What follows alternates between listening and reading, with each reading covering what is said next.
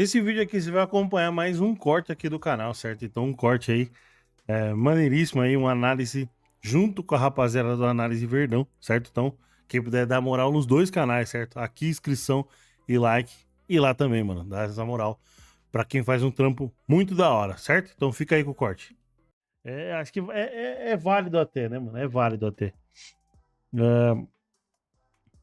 Voltamos aqui. Aqui, ó, a escalação aqui, ó. Ó, provável escalação, hein? Provável escalação. E eu vi muito argentino, não nessa postagem do Rick, mas na primeira postagem da SPN da Argentina, né?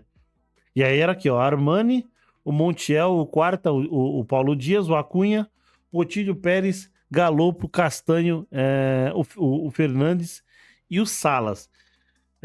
Assim, ele tá povoando o meio-campo. Acho que ele vai entrar com 3 zagueiros? Bem provável. Acho que o Acunha consegue fazer uma saída com 3. O Montiel também consegue fazer uma saída com 3. Ficaria basicamente um. Basicamente um espelho do que o Palmeiras, do que ele fez contra o Palmeiras. Só que naquela.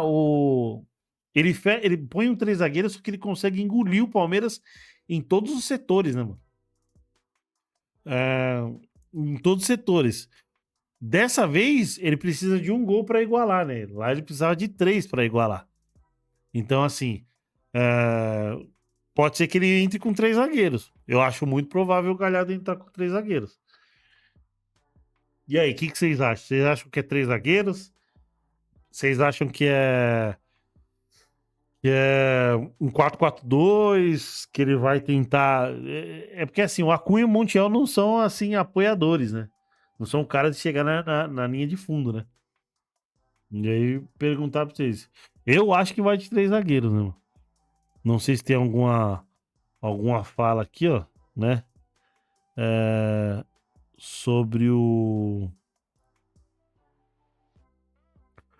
Deixa eu salvar essa foto aqui, que depois a gente dá uma comentada lá também nas redes sociais, em alguns stories aí. E assim, eu acho que vão de 3 zagueiros. Acho que basicamente. Tem um comentário na live do Rick hoje, mano. Ele falou bem, mano. É que a live dele, eu não sei se ele tirou a live porque lá. Porque lá deu uma pipocada, se eu não me engano, na live dele, mano. E aí eu não. Deixa eu até dar uma procurada. Porque. Ele tem um comentário muito bom, mano.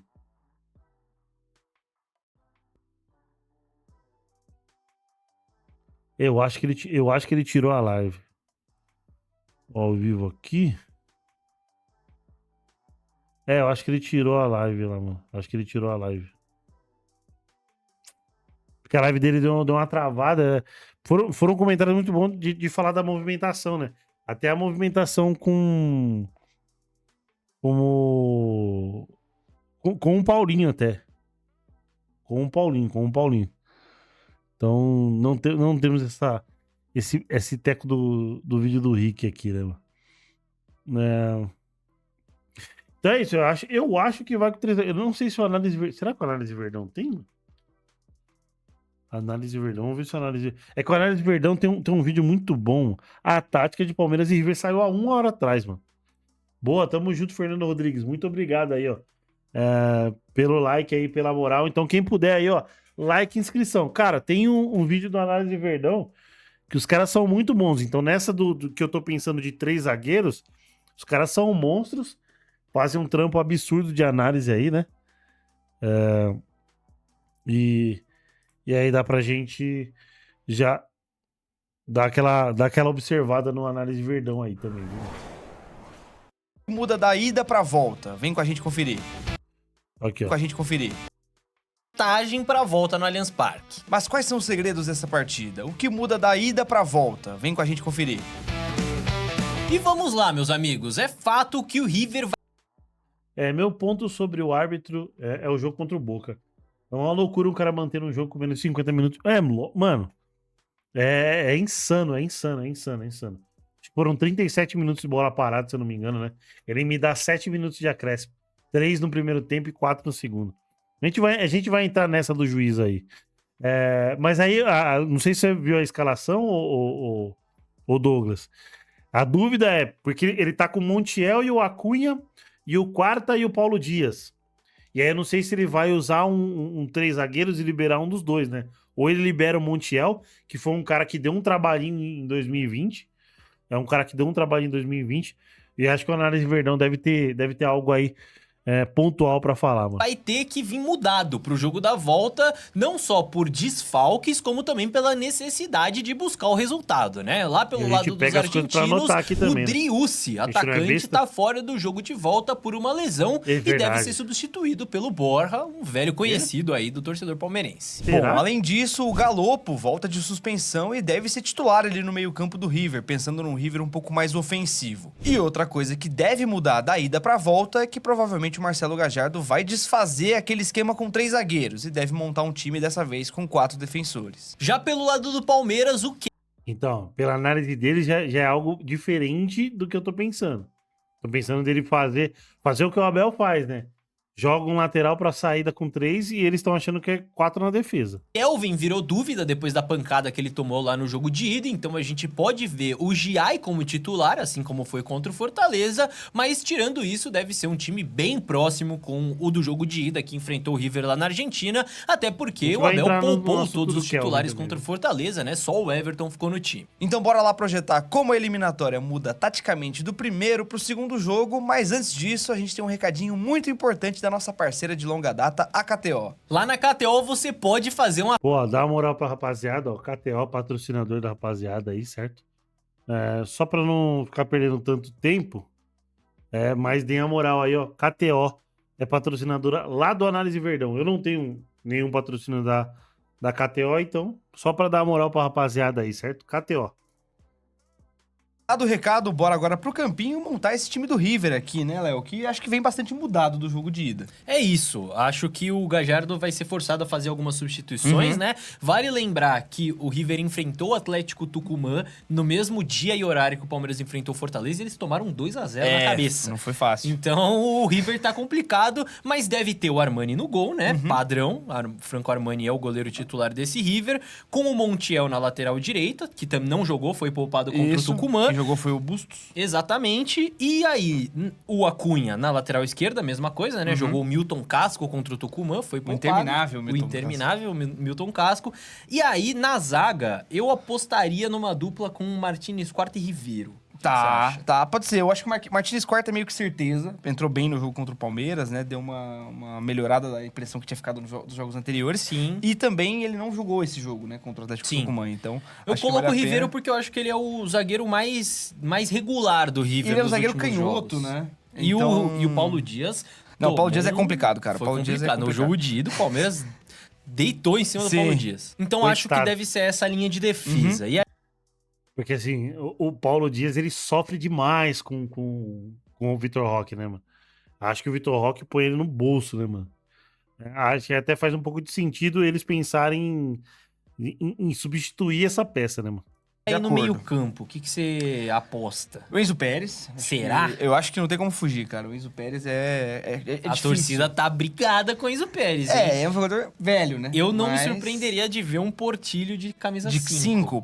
Eu vi gente reclamando do Enzo Pérez de volante mesmo. Eu vi na postagem da ESPN Argentina, que eu acabei perdendo na timeline, vi Enzo Pérez de primeiro volante, de único volante. Meu Deus, mano, eu vi até uns caras falar mamma mia, mano. Eu vi alguns torcedores do River reclamando do Enzo Pérez de volante aí, mano. De único volante, né?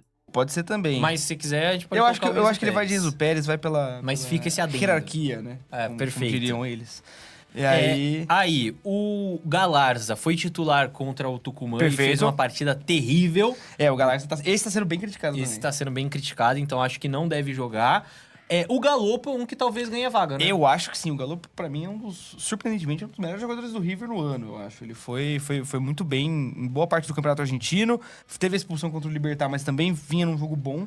Então, eu acho que cumprindo suspensão, jogando um pouquinho pra pegar um ritmo no fim de semana, ele vai ser titular. Perfeito. Então, Galopo nesse time titular. E aí, será que o Gallardo vai meter o Nath Fernandes de novo?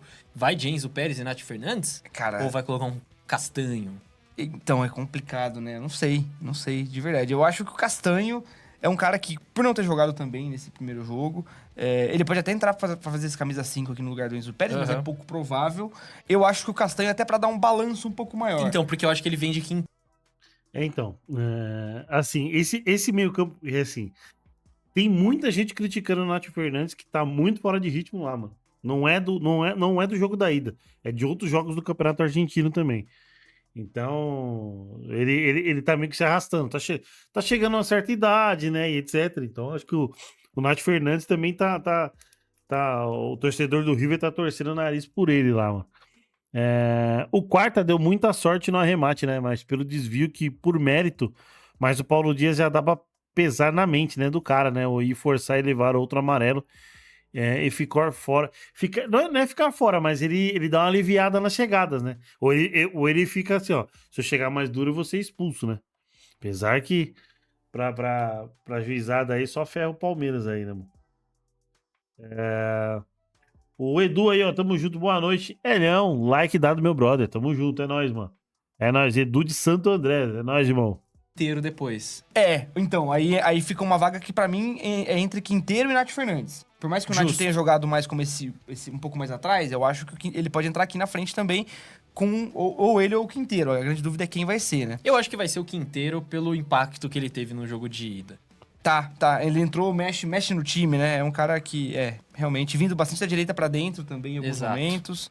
E aí faltam dois. Faltam dois. Esse aí é mais fácil, né? Esse a gente já meio que sabe. Eu acho que vai ser Borja e Maxi Salas. Eu Talvez acho que um Lencina talvez não pode pode ser, incomodar. é uma possibilidade, mas acho que o Lencina entraria se aí fosse jogar assim, né? Vou pegar até o Lencina, que o Lencina eu tenho. Aí ele tá aqui do outro lado. E o Borja de 9. Seria essa uma possibilidade. Mas eu acho que ele não vai abrir mão do Maxi Salas. Justo. E eu acho que se o Lencina fosse entrar, ele entraria no lugar do Quinteiro, E provavelmente. aí ele mantém a dupla de ataque. Exatamente. Com Borja e Salas e tira ganha o Lencina no banco, porque como a gente falou, o Driussi está lesionado. Perfeito. Não vai jogar. Não joga. E aí, o time do Palmeiras, não tem nem dúvida, né? Não. Acho que você pode montar aí tranquilamente O peso da ida. o mesmo da ida. Perfeito. O Everton no gol, Perfeito. Gomes e Murilo como dupla de zaga. Aí, talvez, se você quiser colocar o Giai mais por uma certeza, né? Eu acho que o Giai vai acabar jogando. Eu acho que... Porque o Kelvin tem essa questão, então dá pra colocar o Giai Questão como física, essa né? única mudança, mas Piquet A gente vai falar do Kelvin, mas acho que o Kelvin vai pra jogo, viu? Aníbal Moreno, que também foi poupado contra o Fortaleza, Lucas Evangelista, que teve vídeo sobre ele ontem. verdade. Ele está no Bom time vídeo, titular cara. do Baita Palmeiras. Com o Andreas Pereira, obviamente, sendo esse meia-direita, entre aspas, né? Isso, Esse meia do Palmeiras. O Felipe Anderson, pela esquerda, com a dupla de ataque padrão Vitor Roque e Flaco Lopes ali na frente. Bom, e vamos tentar projetar aqui primeiro a parte defensiva, né? O pessoal sabe que precisa jogar, precisa buscar mais gols para tentar essa classificação, mas vamos pensar primeiro na parte defensiva, que eu acho que é a coisa que mais muda aqui, né? Se a gente for pensar, principalmente pelos encaixes. Os encaixes do Palmeiras, eles estavam muito bem encaixados no primeiro tempo, com a linha de 3 atrás, com os alas mais espetados, e o Palmeiras conseguiu igualar isso naquele 5-3-2, só que agora o River muda completamente, né? Tira um zagueiro, bota um cara mais na frente, como é que ficam esses encaixes? É uma boa dúvida, cara, porque a gente vai pensar nos jogadores do River, os dois alas provavelmente espetados. Então já é uma coisa importante, né? Os dois alas vêm espetados e o Maxi Salas provavelmente vem pra dentro, junto com o Borja ali como uma dupla de ataque. E o Quinteiro deve ser o cara com total liberdade. Exatamente. Né? Talvez o Enzo Pérez baixando entre os zagueiros. O Quinteiro a gente tem que ter uma atenção a mais. Outro cara que não teve tanto êxito aqui, jogando no São Paulo, é o Galopo. Acho muito bom jogador, até lesionar o joelho. Acho um cara pensante. Teve algumas chances no São Paulo, mas o Zubeldia não dava ali uma sequência para ele. Quinteiro e Galopo. Acho que mais o Quinteiro, lógico, se a gente prestar muita atenção no Quinteiro e deixar o Galopo livre, pode sobrar alguma chance pro Galopo. Se a gente fizer vice-versa. pressionar o Galopo e deixar o Quinteiro livre é complicado. Então, eu acho que assim, o Quinteiro é muito bom jogador. Lógico que tem ali as suas questões físicas que ele já enfrentava no Racing. O River traz como um ídolo que deu aquela Libertadores de 18, mas é bom, muito bom prestar atenção. A gente faz muito bem prestar atenção no Quinteiro, né? E aí ele falou aqui, ó, ele pode trazer o Enzo pra zaga, ó, igual eles estão colocando aqui, ó. O Enzo faz de terceiro zagueiro e libera os dois laterais.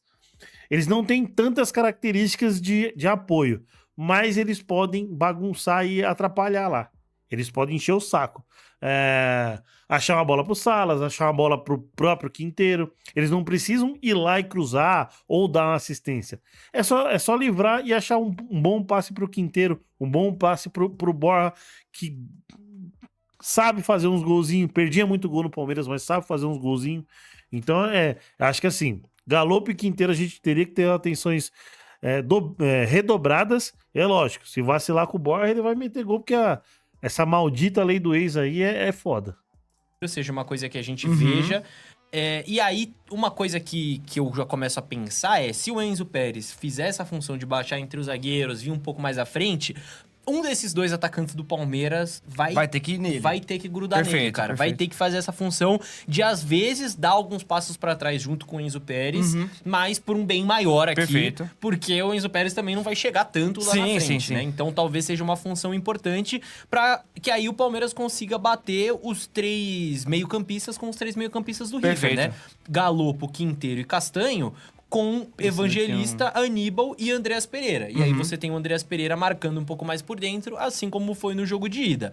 Dentro desse contexto, você consegue colocar o Giai para marcar o Acunha, certo? Ali pelo lado. O Felipe Anderson voltando com o Montiel, como foi na ida. No primeiro tempo. E aí você tem um 3 contra 2 ali atrás, né? Gomes, Murilo e Piquerez contra a dupla de ataque do River Plate. Eu acho que essa é a melhor maneira de você tentar simular mais ou menos o que aconteceu no primeiro tempo da Argentina, que foi quando deu certo, né? Inclusive, dá até pra gente ver no lance aqui os encaixes do Palmeiras perfeitamente, né? Como estão encaixados. Que deram certo, dessa vez com o Andreas Pereira no Enzo Pérez, né? O Aníbal marcando o Castanho e o Evangelista marcando o Nacho Fernandes até aqui embaixo, né? Exatamente. Com a dupla de ataque ali na frente. Na sequência da imagem dá pra ver o resto dos encaixes. O Piquerez, junto com os zagueiros, criando essa superioridade numérica contra os dois atacantes. E aí lá em cima o Kelvin marcando o Acunha. Aqui embaixo o Felipe Anderson baixando pra acompanhar o Montiel. Bom, e aí com esse meio campo do River Plate com mais talento, digamos assim, principalmente por conta do Quinteiro e do Galopo, que são jogadores que chegam bem na frente, tem um bom trabalho na construção de jogadas, o River ganha muito ofensivamente, ganha com a bola, ganha opções, como eu falei. O Quinteiro é um cara que vai ter muita liberdade, ele já, nesse time do Gallardo, foi um cara que vinha bastante da direita pra dentro pra finalizar, cortar pra dentro, pro Montiel passar. É um jogador que já jogou mais como esse 10 mesmo, aqui na frente do meio campo, um pouco atrás da dupla de ataque. Então, o River ganha muito com bola, só que sem a bola aí vira um problema, né? Porque a transição defensiva do River já foi um problema na primeira partida, com os 3 zagueiros, então na volta, provavelmente sem os 3 zagueiros, vai continuar sendo um problema e talvez seja um problema ainda maior. Com certeza, a gente mostrou isso na análise do River, né? Como é um time que, assim, claro que vai ser perigoso com bola, e até pelos caras que podem entrar no segundo tempo, né? Tem o Nacho, tem, enfim, vários outros caras que podem entrar e serão perigosos aí pro Palmeiras, mas se já é um time que naturalmente cede espaços na transição, precisando correr atrás do resultado ainda mais, dá pra imaginar que o Palmeiras pode ter espaço, como nesse lance aqui, por exemplo, né? É um exemplo de como o River cede esses espaços, né? Vejam como o Acunha já tá depois da intermediária e o Montiel tá chegando na segunda trave pra cabecear. Então, os dois laterais extremamente espetados. E aí, quando o River perde a bola aqui nesse lance, o adversário arma o contra-ataque e consegue sair em igualdade numérica contra a defesa do River e com muito... Cara, essa análise que eles têm em outros jogos é algo, pra mim, é surreal. Eu consigo ver outros jogos, mas não gravar tantas... Talvez, se eu fizer as anotações, talvez eu consiga gravar uma análise desse tipo aí. Mas, mano, isso aí é... Mano, trabalho... Não quero brigar com eles, com a audiência ou com o público, porque É outro patamar esses vídeos do Análise Verdão, hein, mano. Muitos espaços pelo lado do campo, né? Ó, Então já talvez tem muita possa ser um análise aqui, ó. cenário que possa Perfeito. se repetir nesse jogo contra o Palmeiras. E aí, diante disso, eu acho que a grande pergunta, pensando em estratégia, é qual que deve ser a postura do Palmeiras, né? Buscar fazer mais gols ou esperar mais o River e explorar essa debilidade deles na transição? Bom, Léo, você sabe que eu sou um cara um pouco mais conservador nesse aspecto. Eu acho Eu que o sei. Palmeiras precisa ficar de olho, principalmente nessa força ofensiva do River, até pelo ímpeto que eles vão trazer nesses primeiros minutos, principalmente do jogo da volta. Só que, óbvio, não dá só pra se defender, né? O Palmeiras tem uma Sim. vantagem de 1 gol, que é uma vantagem muito Exatamente. importante, ainda mais tendo em vista o contexto que ela foi conquistada, mas ao mesmo tempo o Palmeiras precisa sair pro jogo e vai ter espaço. Eu acho que essa é a questão que o Palmeiras precisa aproveitar, porque o River vai se projetar pra frente, como a gente já falou, na transição defensiva pode ter muita dificuldade, mas também defendendo, né, na organização defensiva, o Palmeiras vai encontrar espaço nesse ataque Sim. posicional pra poder ferir o time do River. Com certeza, né? A gente deve ter esses espaços pelos lados do Assim, porque igual eu tava falando um pouquinho antes aí, né? Quem imaginava que o Palmeiras estaria organizado nessa época do ano? Hoje o Palmeiras está organizado defensivamente também. E isso pode ser um fator do Palmeiras sair na frente. Pelo menos segura o River e tem uma saída rápida. Ali aquele paredão na zaga lá, né, mano? Ó, o Carlos H aqui, ó. Na minha opinião, é que se o Palmeiras fazer um gol cedo, abre a porteira. Então, eu tava falando com o Will no WhatsApp, né? Na parte da tarde. Assim, aquela bola que o Rony pegou com 9 minutos no jogo de volta, nos 2-0 contra o River no Allianz na pandemia, se pintar uma dessa, mano, o Palmeiras não pode deixar de marcar, mano. Se pintar uma bola dessa nessa faixa de minutagem até 15 minutos, o Palmeiras não pode perder.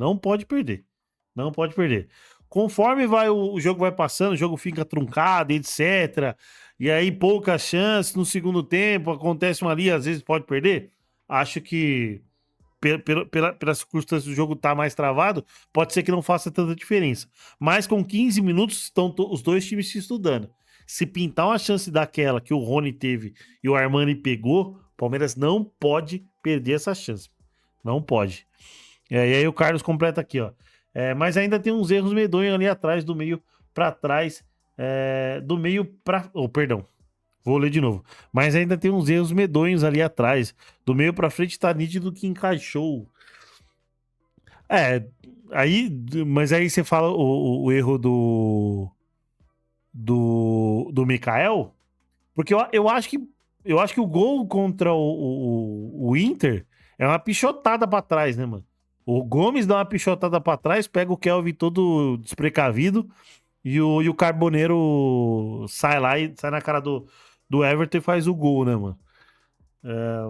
Eu acho que o Palmeiras tem falhado bem menos, mano. Bem menos na defesa, mano. Não sei o que você tem achado aí, né, mano? Então, rapaziada, quem puder dar uma moralzinha pra gente aí, ó. Se inscreve aí no canal, Terceira Academia Podcast. Tamo junto. Like, inscrição. Se curtiu o conteúdo, ativa o sininho. Dê uma moral pra rapaziada também, do Análise Verdão também. Se inscrevam, sigam ele nas redes sociais também, pra dar essa moral, porque porco ajuda porco. Não, desde quando o ataque engrenou, mesmo assim a zaga dá umas pichotadas. Eu devo ter algo em alguma anotação. Deve ter. Eu só não vou conseguir rotular ou lembrar agora o nome aqui, o Carlos. Vamos pro resto da análise aqui. campo. Além disso, você vai ter um meio-campo que deve combater menos a partir do momento que o Gallardo for soltando o time, foi colocando mais gente na frente, colocando mais esses jogadores experientes. E vamos combinar também que, assim, é uma vantagem. Pô, ganhar lá no Monumental é espetacular. Gigante, ótimo. Mas é uma vantagem de um gol só, contra um River Plate que é extremamente perigoso, né? Então, vamos combinar também que não dá pro Palmeiras defender o resultado Perfeito. o jogo inteiro. Eu acho que é importante a gente falar sobre o quão fundamental vai ser fazer uma partida segura defensivamente, né? Não ceder espaços, como a gente já viu em 2020, que é complicado. Se você Dá espaço pros caras, dá acabou, espaço pro River. Mas você fazer uma partida defensiva segura, eu acho que vai ser extremamente importante pra segurança do resultado. Porém, isso não significa se defender o tempo inteiro. Exatamente. Eu acho que jogando em casa, diante do seu Exatamente. torcedor, com vários jogadores em boa fase, com o time empolgado, é caso de entrar em cima do River. É isso. Marcando lá em cima, tirando espaço pra tentar já fazer uma blitz e dar uma sufocada nos caras. É o que você falou, uma coisa não anula a outra, né? O Palmeiras precisa defender bem, mas também não pode abdicar de atacar. E até porque, nesse ano, a gente viu o Palmeiras marcando melhor quando subia a marcação. Sim. Do que esperando, né, o time adversário. Fato. Então, em alguns outros momentos, o Palmeiras foi mais forte nesse aspecto, hoje não é tanto. Então, tem que seguir com essa mesma mentalidade, essa mesma pressão de pressionar o River lá na frente. O que funcionou no primeiro jogo também, né? Exatamente. Bom, e pensando no com bola, na organização ofensiva do Palmeiras, acho que não tem muito segredo, né? Aí o que acontece é o Piquerez vem aqui pra frente, você tem o Aníbal baixando entre os zagueiros pra fazer essa construção, com o Evangelista aqui na frente, Felipe Anderson e Andreas Pereira mais por aqui, os laterais bem espetados pelos lados e a dupla de ataque. E aí nesse River que a gente não sabe muito bem como vai marcar, se vai ser nesse losango mesmo, ou se vai ser num 4-4-2 mais aberto, enfim, o Palmeiras pode gerar bastante superioridade por aí. Sem dúvida nenhuma, como gerou no primeiro jogo, né? E claro que o River teve mais a bola ali no segundo tempo e tudo mais, mas os momentos do primeiro tempo que o Palmeiras colocou a bola no chão e falou, pô, vou sair jogando aqui, Conseguiu. Conseguiu, né? Dá pra ver, inclusive, justamente esse desenho que você mostrou no campinho, nesse lance aqui do Aníbal recuando por dentro pra ajudar essa saída de bola junto com os zagueiros, os laterais extremamente espetados, e muito curioso ver como Andreas e Felipe Anderson muito próximos do Lucas Evangelista, Sim. né? E acho que isso vai ser muito importante. É muito importante. Eles jogarem próximos ali do Lucas Evangelista, não só pro Palmeiras ter linhas de passe curta pra sair jogando, como também pra proteger mais esse meio-campo, né? Deixar esse meio-campo mais povoado pro Palmeiras não ser surpreendido também num contra-ataque, né? Exatamente. Porque um jogo que você tá 1-0 de vantagem, também não dá pra ficar tomando contra-ataque Não, com não, o time não dá. aberto. Exatamente. Então acho que é uma questão de você proteger bem esse meio-campo e sair jogando com segurança, Perfeito. porque espaço a partir daí nesse time do River, nessa defesa vai conseguir achar. Então, até porque o River gosta. Eu também acho, mano. Se o Palmeiras conseguir suportar, se o Palmeiras conseguir suportar, controlar bem o jogo, não dar chutão, não se livrar da bola, tem muitas chances do Palmeiras conseguir encaixar uma boa trama de passes. A gente tem o Andreas, que é um cara que tem uma puta visão de jogo. A gente tem um Felipe Anderson que tá gastando a bola, tá jogando muito bem, sem falar da fase de Flaco e Vitor Roque, né, mano? Então, assim, se o Palmeiras suportar bem, fizer a marcação certinho, o Palmeiras pode conseguir uma trama de passes do jeito que achou na Argentina. O Palmeiras, eu acho que no primeiro tempo, foi umas 3, 4 tramas de passes que o Palmeiras poderia ter saído com 3-0 no primeiro tempo, fora a bola na trave lá da bola parada, né, mano? Então, mas assim, ó, é mais ou menos assim, ó. Carlos H aqui, ó. Fazer a marcação alta é a melhor opção. Eu também acho, porque assim, Salas e Borja não são velocistas. São caras de dentro da área.